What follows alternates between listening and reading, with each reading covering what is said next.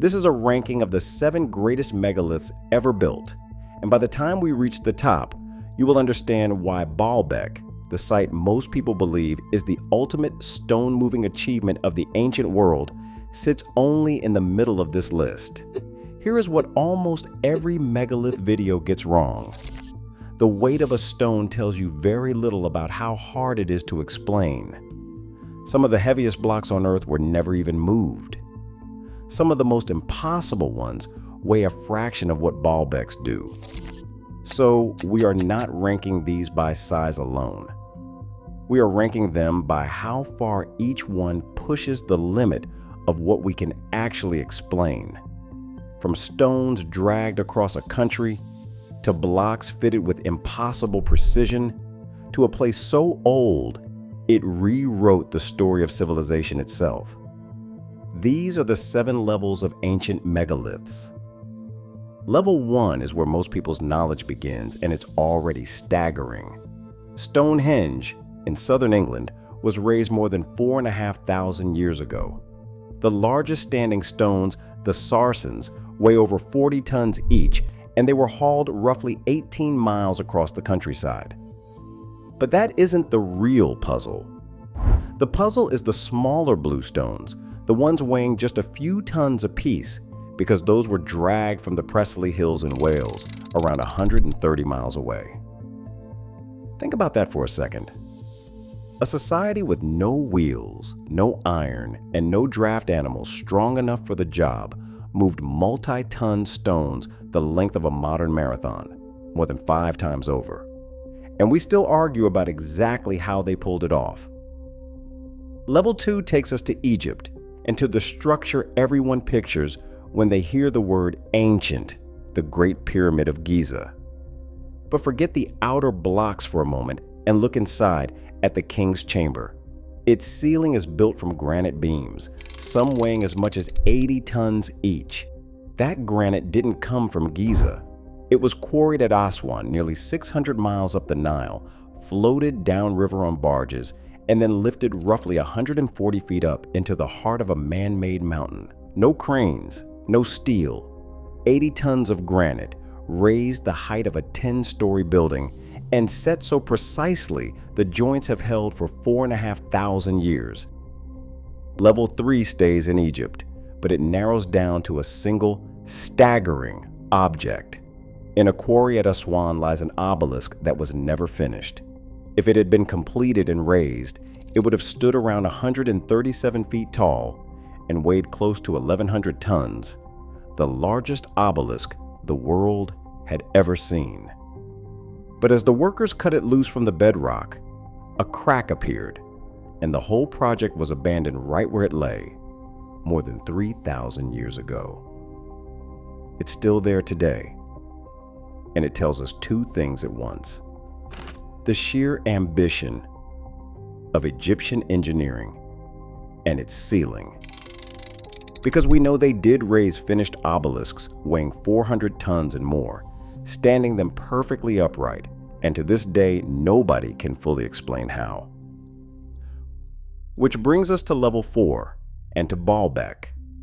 In the Bekaa Valley of Lebanon stand 3 colossal blocks known as the Trilithon, each weighing around 800 tons. The Romans moved them roughly half a mile from the quarry and set them into a wall more than 20 feet off the ground, fitted so tightly you'd struggle to slide a sheet of paper into the seams. 800 tons, heavier than a fully loaded jumbo jet.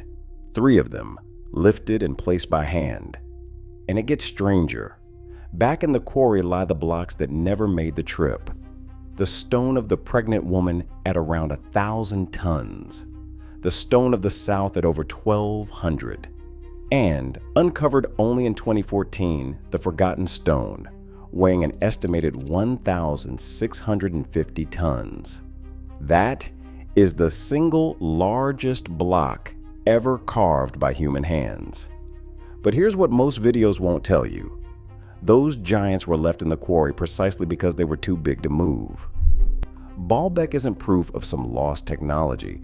It's proof of exactly where the limit was, and the Romans found it. Which is why Baalbek is only level 4. because 3 sites climb higher. Level 5 leaves raw weight behind and steps into the world of impossible precision. High in the Peruvian Andes stand Sacsayhuaman and Ollantaytambo, built by the Inca. The stones here aren't the heaviest. The largest run between 100 and 140 tons, but they were hauled from quarries as far as 20 miles away, across a river valley and up a mountainside, and then fitted together in interlocking, many-sided shapes so exact that no mortar was used and a knife blade still won't slide between them. Then the earthquakes came, the kind that flattened the Spanish colonial buildings down in Cusco, and the Inca walls didn't move an inch. Now, you'll hear wild claims about this place, alien tools, stone melted like putty. Ignore all of it. Experiments have shown the cutting was done with simple stone hammers. But the honest mystery survives. How teams moved and seeded 100-ton blocks uphill to that kind of tolerance. And even the archaeologists who debunk the fantasies admit they can't fully answer it. Level 6 is the one that breaks the pattern, and I'm putting it here on purpose. Near Nanjing in China sits the Yangshan Quarry, and inside it lies a single unfinished monument carved straight out of the mountainside. The base alone weighs an estimated 16,000 tons. The body, if you ever stood it upright, would be 160 feet of solid stone weighing nearly 9,000 tons. Now here's the twist. This one isn't ancient. It was ordered in 1405 by a Ming emperor to honor his father. And that's exactly why it earns a place on this list. Because after the stonecutters had done most of the work, the engineers did the math, realized the pieces could never actually be moved or raised, and walked away from the whole thing. A wealthy empire with iron tools and a workforce in the tens of thousands, and it's still slammed into a wall. The lesson cuts backward through this entire list. The 1,000-ton stones the ancients actually moved weren't just impressive, they were sitting right at the edge of what physics allows. Yangshan is what it looks like when someone steps over that edge. And that leaves level 7, the one that isn't about weight at all.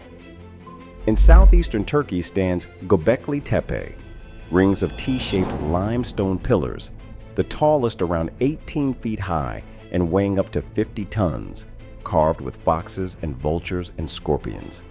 By megalith standards, that's fairly modest. So here's why it's number 1. Göbekli Tepe was built around 9,600 BC. That's roughly 11,500 years ago, about 7,000 years before Stonehenge, and 7,000 years before the pyramids. And it was raised by hunter-gatherers, people with no pottery, no metal, no farming, no writing, and no wheel. For a century, the accepted story ran one way. Civilization came first, and monuments came later. You needed cities and agriculture before you could build something like this. Göbekli Tepe proved it was the other way around. The most staggering megalith on Earth isn't the heaviest, and it isn't the most precise. It's the oldest, and it forced us to rewrite the very beginning of the human story. So look back down the ladder. Stonehenge moved stone impossibly far. The pyramids lifted it impossibly high. Baalbek carved it impossibly large, and then found the wall. Peru fitted it impossibly tight. Yangshan showed us that same wall from the other side. And Göbekli Tepe pushed the whole thing impossibly far back in time. The size of a stone, it turns out, tells you almost nothing about how hard it is to explain. If this changed the way you see the ancient world, drop a comment and tell me which level surprised you the most. And if you know someone who still thinks Baalbek is the top of the list, send this their way. Thanks for watching, and I'll see you at the next mystery.